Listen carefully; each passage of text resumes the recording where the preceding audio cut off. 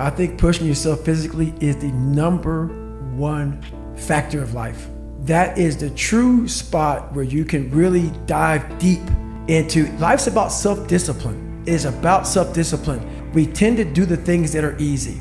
And that is it builds no mental toughness. It builds no mental hardening. It builds nothing. When you work out, working out is where you can build that the fastest. Because it's a constant, it gives you instant feedback. Yeah, you may not lose the weight you want to real fast, but the discipline it takes, it transfers over to all aspects of your life. It's not, people, man, why are you always working out? Stop looking at it that way. This is the foundation of life. When you look in the mirror, every morning we all look in the mirror to get ready to go to work, to go anywhere. The first thing you see is your reflection. If you don't like what you see in the morning, you lost the war already. There's all kinds of different ways to break. You can break physically, you can break mentally, you can break your heart, you can break your spirit, and none of those are fun, and all of those are gonna leave a mark. But the mark that they leave can be the mark of victory, or it can be the mark of defeat.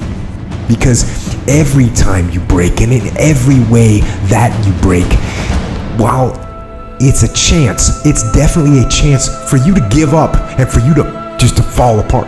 But there's also opportunity. There's opportunity to get stronger, and get smarter, and get faster, and get tougher, and get more stable, and get more resilient, and get better.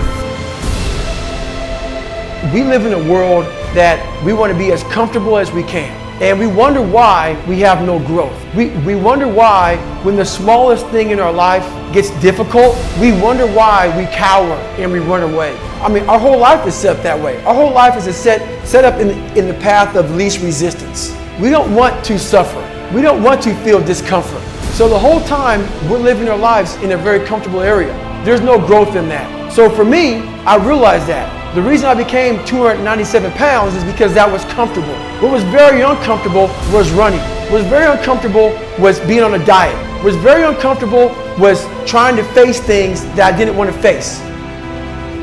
So what I want you to do is think about something you want for you, that's real for you, that's important for you, that will give your life some special meaning and power.